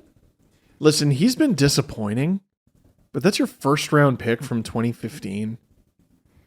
He had 10 points in 24 games. That's not awful. What's awful is that he played 24 games. So my theory makes sense. Yeah. That they're really doing it for the money more than anything. I think. Is this Colin White? Yeah. This is Colin White. Giroux. It's Giroux. Oh, you think that's my bet after Giroux? because they're gonna. I think they've been linked to him forever, and here's the thing. I get the sense that because where is he from? So you free up this cash so you can spend it, not so you can cut costs. Colin White is from Boston. That's good if you're. No, not Colin. Giroux. Oh, my bad. No, that was better. Oh, fuck. He's from Hearst, Ontario. He's been linked to Ottawa for a while. Yeah. And it's just outside of Cochrane, by the way. I like that idea. And Elliot mentioned that Toronto might have a look at him too. But then somebody else, was it Elliot that mentioned? Somebody mentioned that Toronto might have a look at him too, but then somebody else would have to go on the roster. But reality is, he's been linked to Ottawa for a long, long time. Seems like he wants to come back. Colin White's buyout is interesting because, let me just have a look at this. Let me explain this one to you. Because fourth line center, I feel like you could do a lot worse than Colin White. Oh, I think you could. But here's the thing. This was supposed to be sort of his big year, but he got injured, and I think he had surgery right before it. Shoulder surgery, I think. And, his buyout cost to the Sens is less than $1 million a year. It's $875 basically a year. So, it's basically the cost of somebody that you can put in the AHL. So it's no big deal. They're not going to be a cap team, they said, unless they sell at the building every night. That's what they said. I don't know. Giroux is the guy that at least sells some tickets for you. The buyout, as I get more and more information as it literally just happened, it makes a lot of sense for Ottawa. It does. It was he had like $15 million left on that 3 deal. years, $4.75 million a year. That's a lot of money for Colin White, who's not producing at a $5 million pace. No. And your penalties are literally less than $1 million per year for 6 years. That's really because he's under 25 or under 26. It's a 1/3 buyout instead of the 2/3 buyout. So they're saving a whole ton of money. They're saving $4 million a year plus $10 million in cash. This buyout made complete sense, and I guess great on Ottawa for doing it. It does, but the timing I find particularly titillating because It frees them up for the draft. I think Make frees frees them up moves. for the draft. Telling you, Giroux. And free agency. Giroux's a free agent, though. Like, I'm saying draft. They have the space to do both. Come on now. Yeah. This is a lot of free money for Ottawa. Okay, so Puljujarvi I wanted to bring up because obviously Leaf fans have liked him for a while. This is an interesting one. Leaf fans were sort of pissed about this, but I feel like somewhere, and I think some got it. Before the Rasmus Sandin injury that ultimately held him out till, well, most of the season, he was very, very good on the Leafs blue line. And a lot of people, if you were to ask them, would say he was, of the two, better than Timothy Liljegren. Although some of the advanced numbers support that Timothy Liljegren was much better. It depends on how you want to look at it. The reality is Rasmus Sandin, we think, probably has a higher ceiling than Timothy Liljegren. Seems like he's a part of the future. And you mentioned it earlier, Steve. Are you choosing between, if the choice is Rasmus Sandin or Jake Muzzin, where are you going to go? And if you kind of do need to get a little bit younger there, you kind of do need to be a little bit more cost effective. And from everything we've heard, not only was he not happy with his ice time, which I can understand. Absolutely. He was. People dressed. I think Sheldon Keefe went to his security blanket a little bit too much on this one. I think he's Rasmus Sandin has a point. I think beyond that, though, we're talking about the future of the franchise here. Rasmus Sandin, I think, is more where the future is. Right? 100%. And I'll talk about another moment because this past season when Sandin probably shouldn't have been getting scratched was a bad one. But another one, I think he scored, if I'm not mistaken, in game 3 of the Leafs Habs series. The next game he was scratched. Now the Leafs did win that game 4-0. Dermott was put in there for him. But then they went back to Sandin in game 5 and he had 2 giveaways that led to goals. And he never was really able to get it back. And I mean, yes, game 4 was a really good game, but then you try to put the guy back in and let him have that. Yeah. So if I'm Sandin, I'm like, all right, so that's 2 years in a row now that you didn't I got to 2 years in a row now. I got to sit and watch you lose. Yeah. Yeah. I don't want to do that anymore. So first of all, sitting and watching you lose is boring. Any fan could do that. Number 2, the more I sit and watch you lose, the less I can command. Right. So if he's being difficult in these contract negotiations, that's why. I'd argue, no, this is money that I should be getting. I'm better than you've allowed me to be. That's fair. Now, I'm looking at the Leafs defense. You got Morgan Rielly, Jake Muzzin, TJ Brodie, all the highest paid, right? Rielly at 7.5, Muzzin at 5.6, and TJ Brodie at 5. Then you've got Hall, Liljegren, and Giordano. So Liljegren 1.4, Giordano 800,000. Both of those are 2-year deals. Justin Hall at $2 million has one more season left. You could potentially go into next season with that, but it seems as though Justin Hall is on the way out. I think so. And there will be takers for Hall. He's a right shot defenseman who's played many NHL games, has been pretty good. He was very, very good with Jake Muzzin. One of the bright spots against Columbus in the lockout, or not the lockout year, the COVID year, or COVID year one, that is. Bubble. I always say bubble. Rasmus Sandin, my question is, where does he fit in this lineup? Because you had Morgan Rielly, you had Muzzin, Brodie for some reason. I never understood why they did that. I know they played well together, but Brodie seemed like the first guy that Morgan Rielly really jived with. And then, Muzzin and Brodie really shut things down. Yeah, but then you're playing Lyubushkin with Rielly. Their mission, I think they have 2 missions. Fill up the net Figure out who your goalie is. And number 2, stop dicking around your top defenseman, please. For once. Yeah, stop asking Morgan Riley to make sacrifices. Hi, can you play with fucking everyone? What other top defenseman has to deal with that? No, just put TJ Brody in there and then build after that. Or get a guy, put someone there and leave him there, for God's sake. Now, do you think that what you saw from Giordano gives you enough confidence that he can carry, if he's a 3-4 guy and he's the 4th best, did you see enough from him that, say, maybe for the first 40 games, he's in the 3-4 spot and you have Sandin in the 5-6 spot, and then maybe if Sandin takes enough steps, you can switch him around in the next 2 years? I think you should, I think you're on the right track. Like, I think you can alternate them. You know, maybe you do. I mean, coaches are weird this way. You do it one way at home. You do it one way on the road. Mm-hmm. You know, so you're playing 14, 15 minutes at home, and you're playing 18, 19 on the road. Mm-hmm. Something like that. And Sandy's also a great power play guy. Yeah, I mean, Played a lot of minutes on the power play. If I'm Sandin, I look at the Giordano signing and I go, fuck. Like, how do I get in, man? Well, I think it's that they got to make a decision with Jake Muzzin. And don't forget about like snide little comments. Like I remember things like remember Sheldon Keefe, the one time Sandin played with Riley, and it was Sandin on the right of Riley. They got caved. They did get caved, but they go. I think it was. Do you think you're going to go back to that? And he's like, no, I don't think I am. And I was just like, oh man, I know you're emotional and you're just super not helping. The best thing Sheldon Keefe did last season was not talk. The best thing he did, because every time he did it seemed to be something like that. Right. Is trading Sandin a way you can help the goaltending situation? Oh, you better be getting a winner, man. You better be getting something. I think that I was talking to Tic Tac Tomar about this, and he was just like, how do you win a Sandin trade? Like, they're going to regret it. They are. And it just, I don't know. I'm trying to picture the Leafs and how successful they've been with trading away young, impressive players.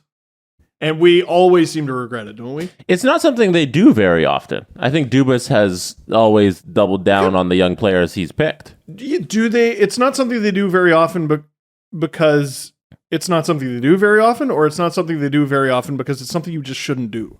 Oh, who have they shipped out? Well, it's been a while. It's been a while since they've done that sort of shit. It has been a while. I just think of generally when the Leafs are giving away the best player in a trade, they lose. Nazem Kadri is a big one. Kapanen is a rare example of that sort of working. Kessel, I mean, it worked out for Kessel, and it worked out for the Leafs. The Leafs needed that salary. Freddie Anderson out of that. Right? Because they got the first round pick from Pittsburgh. And they flipped it to Anaheim. Okay. Yeah. Okay. So, like, there's... I'm just trying to... I'm reaching here. Sure. Yeah. I look at it and I say, if the contract's going to be too much, if you'd rather use that cap space on your goaltender. But it's going to be Justin Hall level. Like, it's going to be 1.5 to $2 million. Like, he wants more than Liljegren, or wants about what Liljegren's getting. It's not going to be that much. For Sandin? Yeah. Oh. But it's tricky because the Leafs want him at like 900 to $1 million, and I think he wants it at like 300,000 more, which seems like a small thing, but it's a big thing. I don't know what this guy's up to. I don't either. I think if it was 1.5, it'd be done right now. Yeah. I think he's asking You for think more it's than two? that. They gave Dermott 1.5, man. Yeah, but they gave Liljegren 1.4, and Liljegren is objectively a way better defenseman than Dermott. Was a way better defenseman than Dermott last year. Yeah, but maybe Liljegren was just ready to sign the contract. I don't know. I was about to say they didn't screw Liljegren around as much, but they kind of did. But he also wasn't ready. Yeah. Okay. Every time he played, I was like, "Oh, Tim, I was rooting for you." If it's last year, he was good. If it's 1.5, I would have given that to Sandin already. Could be a term thing. Maybe. Yeah, maybe it's year 3 and 4 or something like that, or fight between that. Who knows? Two guys that have not received qualifying offers yet, and the deadline is quickly approaching. Pierre Engvall. Do you give him a qualifying offer? His contract's up? It is. RFA. I think it's 1.25 is his QO. Yeah, because it's 100% of your deal, right? Yeah. Oh my God. Yeah, heading into last season, he wasn't worth it. By the end of last season, he was a bargain. Absolutely. Yeah, no, I'd give him a qualifying offer. Here's the one that's harder. Same age, Andre Kasha. And he same was price. 2.5, eh? Oh, was he 2.5? Yeah. He was 2.5. No, he's 1.25. Are you serious? Nick Ritchie was 2.5. Oh, right. Or 2 or something like that. Oh, man. But yeah, I'd do it. But the concussion history is concerning. Yes. You have to take that into account. I do, but the cold business mind says 1.25. If things go south, you can bury it. Okay. Yeah, there's no risk. There's no risk to keeping him. I mean, you want to make sure he's fully healthy. Mm-hmm. I highly doubt he was. No. At the end of the season. No. I think people are forgetting how good he was.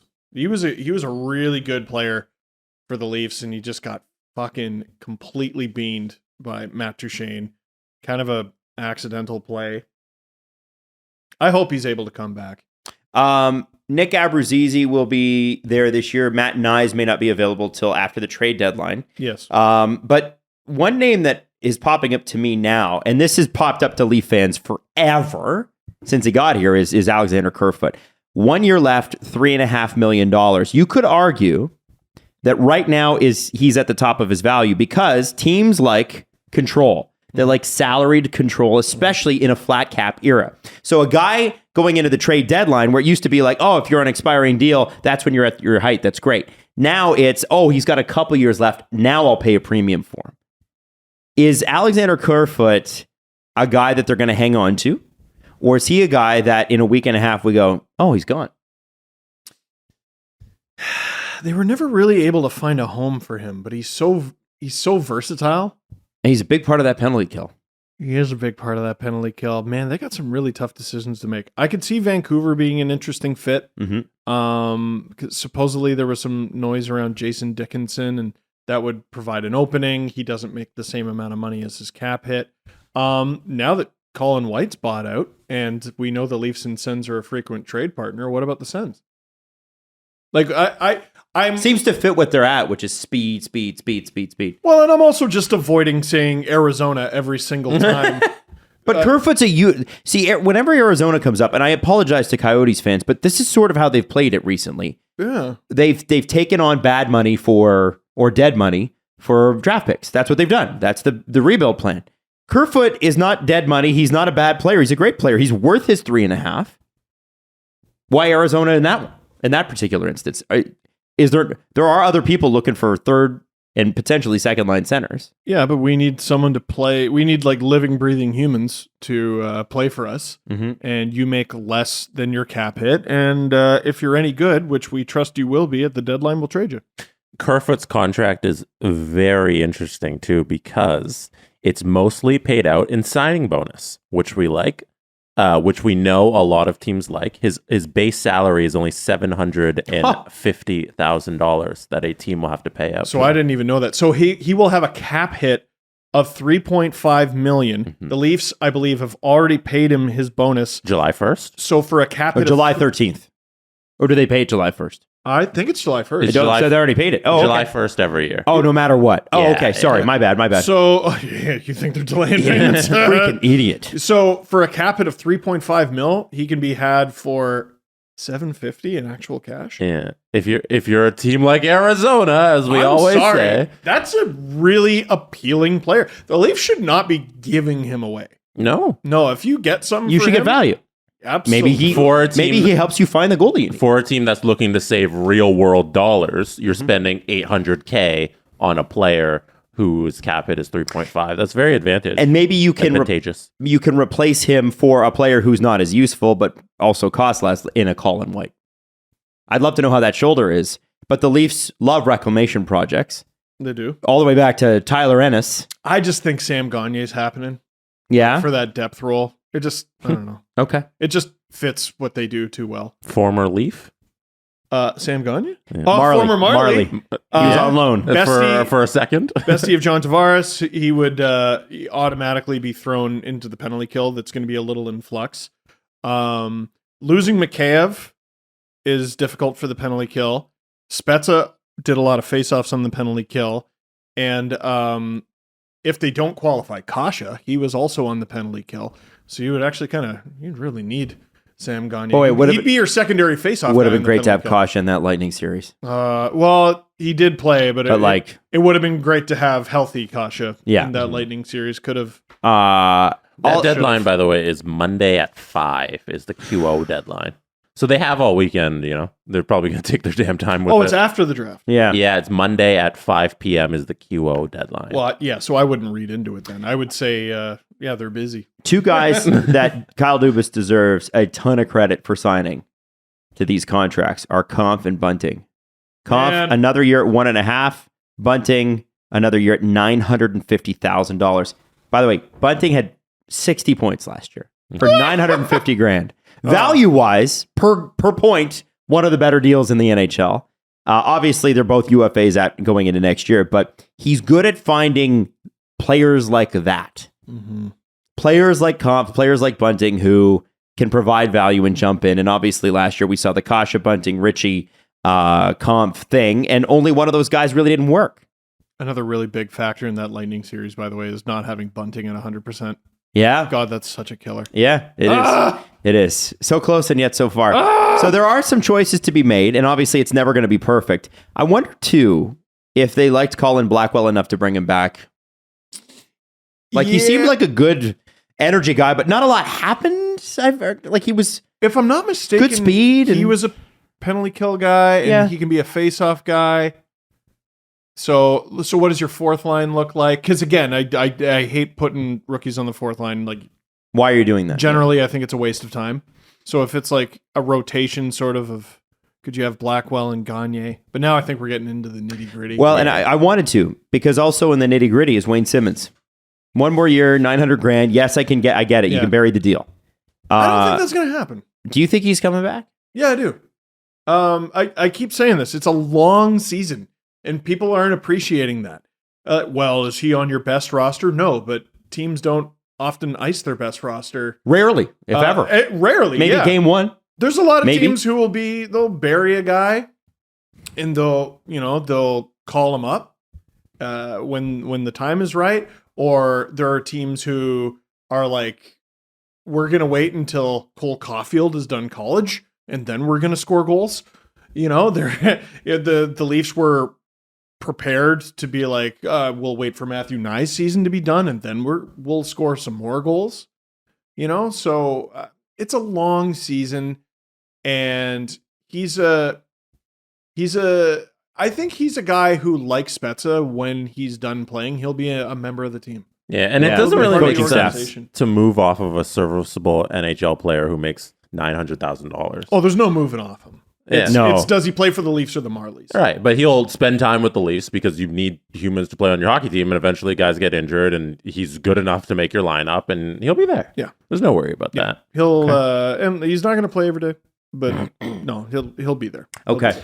Did you know your butt has a favorite app? What is it? It's SeatGeek. That's right. SeatGeek takes your butt places. It takes your butt places to place your butt in fun places where your butt can enjoy itself. Like on the sink? For Maybe not. No, you don't have to buy anything. No. Different places. We're thinking more concerts this summer, with the world opening up and everything. Here's what you need to do. You can get $20 off your first purchase with the promo code SDP at SeatGeek.com or on the SeatGeek app. Go and see your favorite team, your favorite concert, wherever it is you haven't got to do the last 2 years. Go do it with SeatGeek. That promo code, again, is SDP for $20 off your first SeatGeek order. SeatGeek. Get your seat in a seat. Download the app today. Who doesn't love cereal? Bad people. Bad people. Yeah. People you don't trust. No. But here's the thing. Cereal's great, but it's not necessarily always the best for you. Except with Magic Spoon, it can be.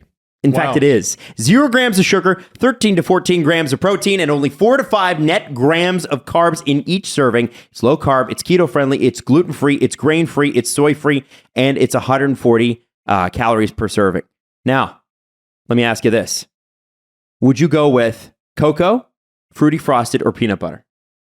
Steve, Jesse? Fruity Frosted. Doesn't matter. You can get them all.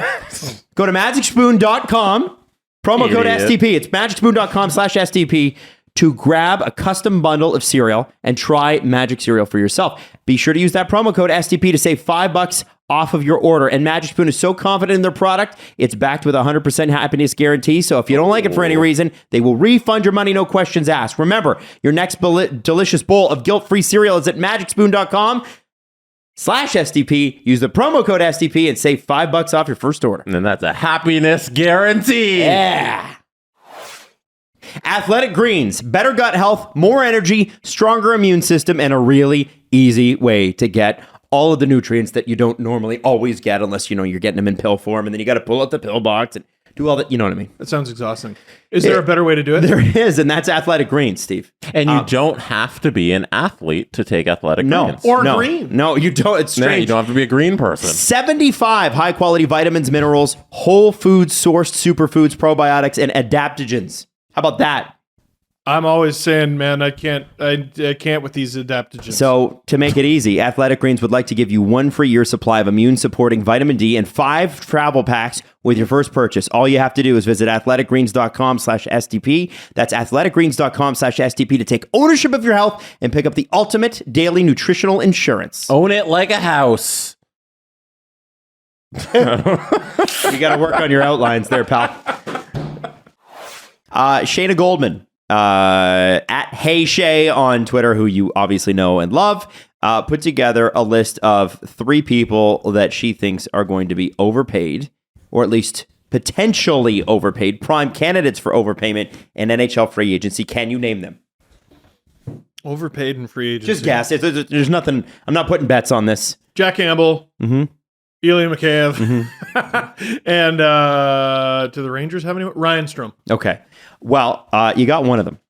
Can I guess? Ryan Strome is one of them. Yes, Jesse, go ahead. I'm going to guess PK Subban. Mm-hmm. He is an unrestricted free agent, yeah. Is Patrick Laine a UFA? No, he's a RFA. Johnny Gaudreau. Mm-hmm. And Philip Forsberg. Whoa. Okay. Now, you think that Forsberg that deal's getting done. Get out of here. Wow. He's not going to be a UFA. If he is, this is going to be the most bonkers class of free agents we've ever seen. But no. Overpayment. I don't know how you overpay for Philip Forsberg unless you're in the $12 million range. I think he's going to come in at 9. Mm-hmm. Gaudreau could be 7 or 8, maybe 9, depending upon how the Kadri bidding goes. But Kadri could go to 10. These are the names: Ben Sherratt, Josh Manson, and Ryan Strome. And I just thought it was interesting, given that Ben Sherratt, obviously, Florida just flipped a first-round pick for this guy. Yeah. I would be shocked if they didn't re-sign him. I really like Josh Manson on the Avs. I liked him there. I liked him there a lot. There's a lot of questions about whether or not he goes right back to Anaheim. Oh. And maybe, I think it was Freach that said maybe he's the first captain in the post-Getzlaf era. Right? He's been there his whole career, his family. I think he's got kids. Maybe it makes a whole lot of sense for him. You leave, go in a cup, and you come back? Yeah. It's happened. That'd be interesting. Didn't one of Doug Wade or Mark Recchi do it when they won in Carolina? They were just like, all right, thanks. And they just left with their cup ring. I don't know. I don't remember. I can't remember either. I want to say it was one of those two. Yeah. So Sherratt, so Evolving Hockey has him at a 4-year contract. Mm-hmm. He is 31. Hard miles, but deep miles in the playoffs. $5.46 million cap hit. Are you comfortable with about... That's what he's projected to be That's worth? the projection that they believe he's going to get, yeah. Or is that what they project he's going to get, or what he's worth? That's what they're projecting he's going to get. Okay. No, thank you. That's a no thank you. So you wouldn't give Sherratt too much money. $22 million over the next 4 years? No.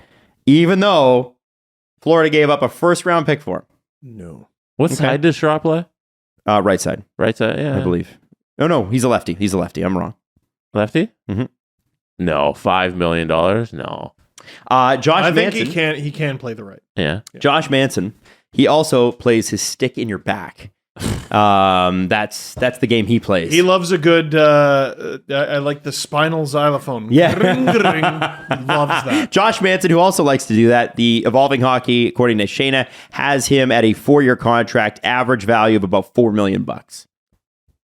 I would do that. That seems extraordinarily reasonable. Yes.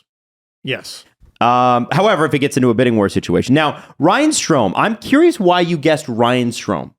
Because she covers the Rangers, and I know he wasn't very good for them. That's very smart. Very nice. I like that. Evolving Hockey projects a 7-year deal with an average annual value. Remember, these are projections. Yeah. How high do you think this is? That's the projection from Evolving Hockey. How many points do you have last season? I think he did pretty damn well. They did score. He had 54 points in 74 games, 21 goals, 33 assists. Center who is 6 feet tall, 28 years old. What's the term? What's the term? Let's say it's a full 7-year deal. 7 years. Yeah. Well, okay, so no. You don't do a 7-year deal. No. With a 28-year-old. Any denomination. Okay. All right. Maybe league min. So let's say it's a 4-year deal. 4-year deal. Although I think a player like him, if you're a center and you're the belle of the ball after Nazem Kadri, I'm asking for 7 years. 5.75. Jesse. 6.4. So it could Evolving Hockey at 7 years. Mm-hmm. They're saying around $7.15 million. What? Now, if he takes fewer years, his cap could stay in the high 6 to early 7 range. This is a guy, she says, that taking on a gamble on a player who has thrived alongside Artemi Panarin, just hasn't had much time to show what he can do without him. So a signing team would obviously want to have an elite winger. I'm going to tell you something that I think is going to happen. Seattle Kraken. They have all the money. It starts with a 6 and he goes to Seattle. You know who else they got today? Steve Briere. Oh, yeah. Leafs goalie coach. Yeah. That will be interesting because I've heard the question with him. Did the Leafs have a goalie coaching problem or did they have a goalie talent problem? And now he is going to get Philip Grubauer. Who's got the talent. But Ryan Strome. Yeah, sorry. Are we... Like, this is Ryan Strome, who was drafted in 2009, Ryan Strome? What's his career high in goals? It was 2009, right? Career high in goals came this year, 21. Oh, Who the fuck? Guys, you guys are saying this, but Kevin Hayes just got a $7 million. Kevin Hayes is a center, at least. Ryan Strome is a center. Is he? Yes. I thought he was a winger. No, he's a center. Listed as a center. Is he one of those combo guys? He plays No, right. he plays with Panarin. Yeah, he plays on the right side too, on the right wing as well. Sometimes. Cap-friendly Rangers. I'm going to find out. I swear he does both. Yeah, he He does might be both. one of those. Yeah, he must be one of those guys. Yeah, Not he can cap-friendly. play Sorry, center. daily so face-off from Rangers. Oh, Steve doesn't even. Sorry, I don't watch every fucking game. Relax. He can't. Oh, you like hockey? Name every game ever. Oh, okay. Fifth overall pick, 2011. Yeah, second line center, Artemi Panarin and Andrew Kopp. It was Panarin, Strome, Kopp. Man, that's a big hit for the Rangers. Kevin Hayes got that deal, man, from Philly. Now, I know it's Philly, and I know they're crazy. Frege talked about the potential of Evan Rodriguez going to New York. I would throw Colin White in there as well. Rodriguez was for the second line slot. White wouldn't be that, but he'd be part of the contingent. I think it starts with a 6. I think that's reasonable for what Ryan Strome is, center. for what he's done so far in his career. He's 28. It starts with a 6, but I wouldn't go much higher than that. If you have, Jesse, a really good second, like a really good winger, like an elite winger like Panarin on your second line, it's hard to find players who can play with those elite guys. Like, look at what happened, and I everybody's beaten this horse to death, but I feel like Lucic with McDavid, right? It's sort of like, yeah, okay, Lucic had played with good players before, but could not skate with McDavid. It's been hard to find people that can, other than Leon Draisaitl, right? But Lucic at least had a unique skill set in that he is a truck that can beat the shit out of you. Yeah. Ryan Strome is a winger who scored 50-something points. Like, there are so many of those. You don't need to pay $6 million for that. Somebody might. Okay, well, you really shouldn't. Someone might, for sure, but you really shouldn't. I think we might be underrating how successful that Rangers team was at what they were doing. And that second line was a big part of it. And Ryan Strome has proven that he can take it. He can be a second line center on a team that goes to the Eastern Conference Finals. I keep forgetting okay. Him being a center. You know what? I should snap out of it. He's a center. Jack the price up $3 million. Second line centers. This was the case a couple of years ago, and it would definitely be the case this year had the cap continue to go up the way it was. The going rate for a good second line center in the NHL is like $7 million. It is. You know what? Which is Ryan Strome. Man. Oh, I got something. I don't know. All right, go Jesse. something. Go Jesse. Clip this. Clip it right in this part right now. Yep. Would you rather have Oh boy.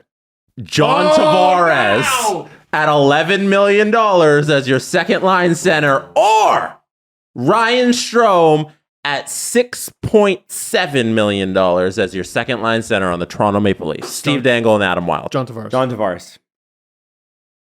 Tavares.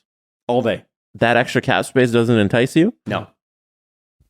No, the extra cap space gets you John Tavares.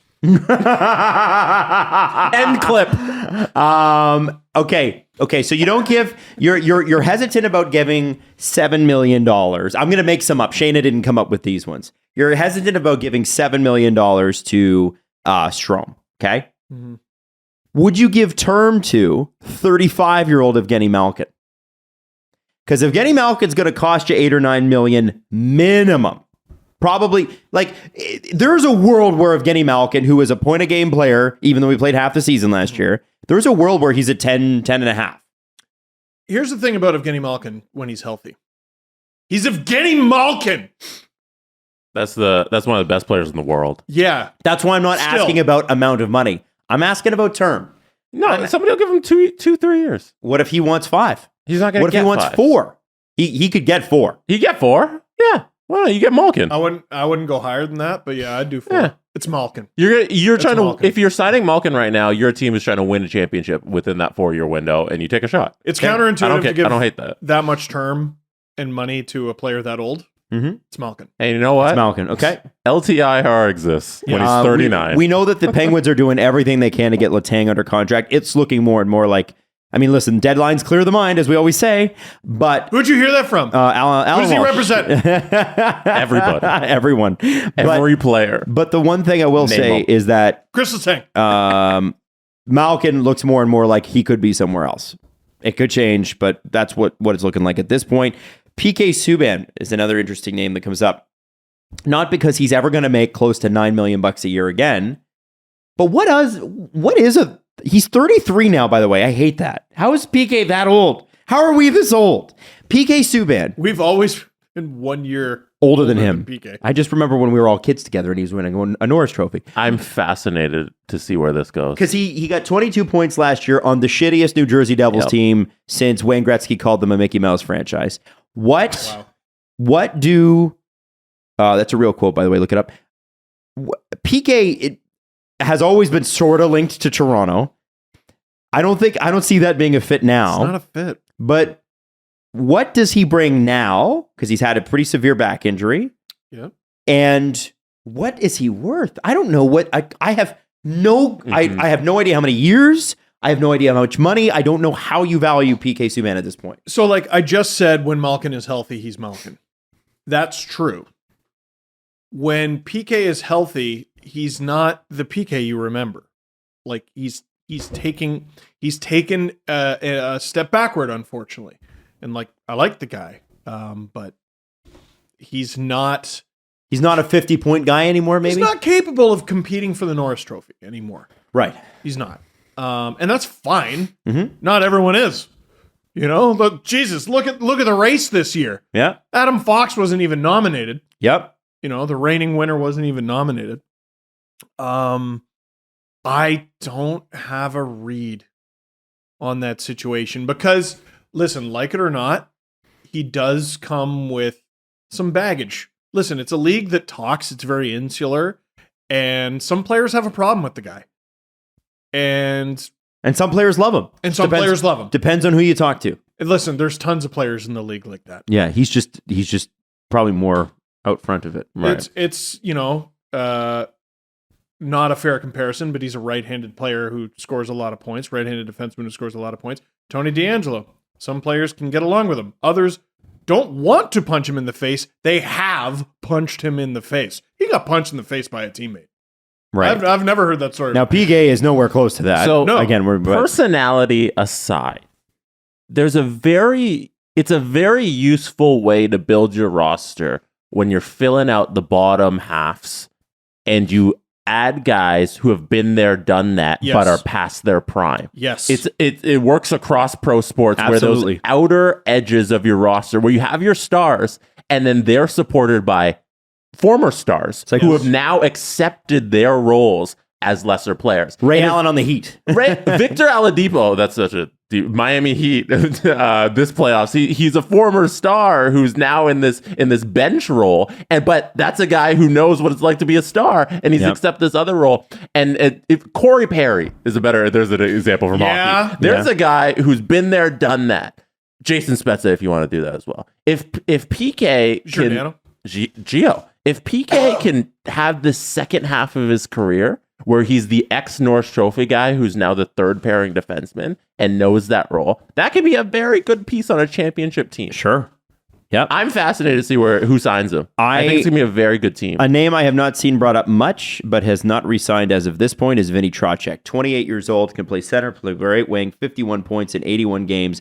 I've loved this guy since, I thought Carolina picked him up for nothing from Florida. It's crazy that they got him for that. Carolina is notoriously stingy with re-signing any player. Feels like it's a good fit to stay there. But whether he's there or he's not, what's that deal look like? Because again, if Strome is $7 million and Vinny Trocheck can do anything, he's very, very good in a second line role. There's a surprising amount of center vacancies too. Yeah. $8 million? So much musical chairs that's going to happen. $9 million? Is he $8 million? So that's a lot lot of money. Here's the other thing. That's a lot of fucking money, Jesse. I'm being sarcastic. Here's the other thing I want to prep everyone for. Like this free agency period is giving me major 2016 vibes. You mean like what does that mean? And that's considered the worst free agency class of all time. It's a pretty fucking bad one. That's the Okposo and the Matt Andrew Ladd, Molson. and dude, it was everyone.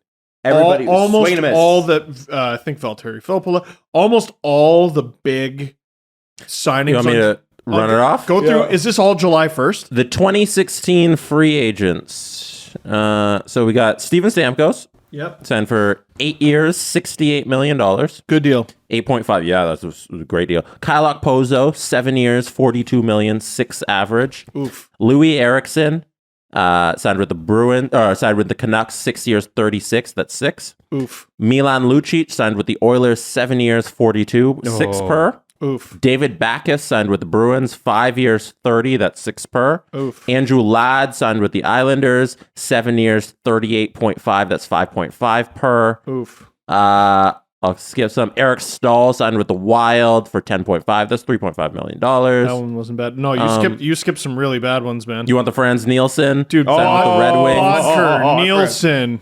The Mikhail Bodker signed with the Sharks. Demers. There's only $4 million. Yeah. And then you got James Reimer, the worst contract, signed with the Panthers, $3.4 million. That was Fuck you, that one was garbage. Garbage. Shut up. Why is it giving? Oh, by the way, Nick Leddy is also a free agent. I like Nick Leddy. Why is this giving you those kinds of vibes? Because there are some unbelievable talents available.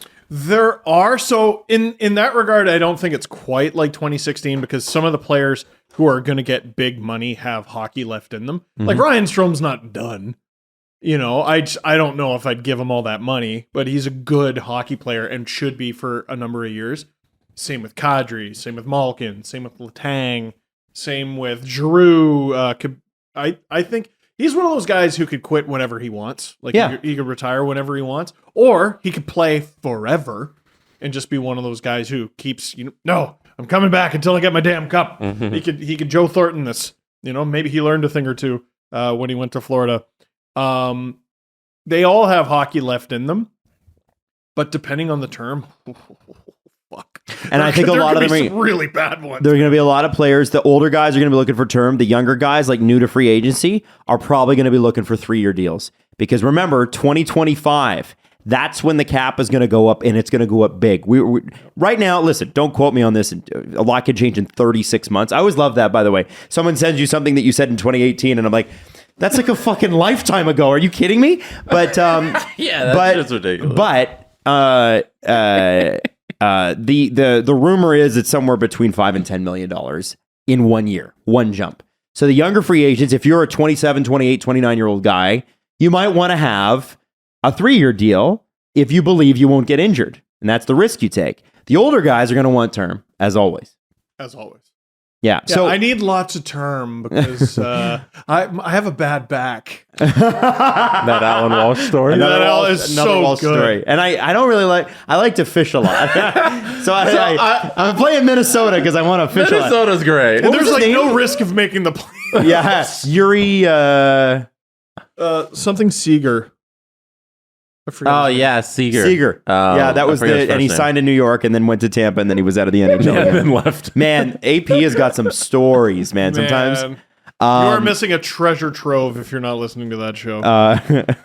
Really good. The other guy that I want to bring up because I have to, and then we can obviously we're gonna obsess over this list once the draft is over, is Phil Kessel. Arizona Coyote. 34 years old. I thought you were going to say list of most annoying free agents. Phil Kessel. Based on best. Phil Kessel, 82 games last year. Based on Biest. He only had 8 goals, though, but he had 52 points. Dude, team stinks. Stinks. He got 44 assists, man. It's no big deal. Yeah. I think he goes back. He's a playmaker Arizona. now, man. He's an Arizona Coyote, I think, next year. Yeah, that's where get hard. That's where I put my money. You know what? I don't know if you can fish much in Arizona, but you know what you can do? Not be bothered. And that is his number one thing. He doesn't want to be bothered. He doesn't want to be bothered as he wears his 2 Stanley Cup rings and enjoys a soda without Randy Carlyle bothering him. Yeah. Matt Tkachuk, by the way, is an RFA. That negotiation is going to be super interesting in Calgary because we saw how painful it was in Ottawa with the other Tkachuk. And it's not even their top priority. We need to watch the rumblings around Gaudreau. Man, he might be out. I think he is out. I think he is out. New Jersey wants to spend big money. Seattle wants to spend big money. And the Flyers want him bad. Gaudreau is gone. He's gone. And remember, 2016 was also the Subban for Weber trade, the Hall for Larson trade, and the Stamkos extension. I'm feeling it. Don't you feel it build the more we talk about everything that's at stake? Sure. Also, draft is in 2 days. I mean, Calgary, the thing is, though, if he wants to win a cup, the best chance he has is to stay there. It's a good fucking team, man. Until he signs somewhere else and makes a pile of money. Yeah. It's hockey, man. It's hockey. It's ridiculous. Calgary could win the cup next year. They could finish last. I'm always rooting for the Flames a little. I get it. Okay. All right. So do you want to do a press conference or are we wrapping it up? I'd say wrap it up to get this up as fast as possible. Oh, yeah. Before it goes out of date. All right. Jesse, one more thing. Steve, there's going to be no trades today. Whoa. You're manifesting it? No, I'm not even manifesting it. It's just something I know. I've been hearing from people that there's no trades today. Are there rumblings of the lack of rumbling? Yes. CJ texted Jesse and said, Jesse, I can officially tell you there'll be no trades. That's what CJ said. Did he really? CJ said that. Yeah. I can't tell if you're fucking with me. You'll never know. That's it. Is it in the group chat? Yeah, you'll never know. CJ said that there's a moratorium. It's He informal. didn't say it before we make that a quote. In the He group didn't chat. say Julian McKenzie will back me up on this. He didn't say that. You're full of shit. The Steve Dangle Podcast. Powered by Sports Interaction, Canada's sportsbook. Follow the guys on Twitter at Steve_Dangle, at Adam WYLDE, and at Jesse Blake. Connection complete.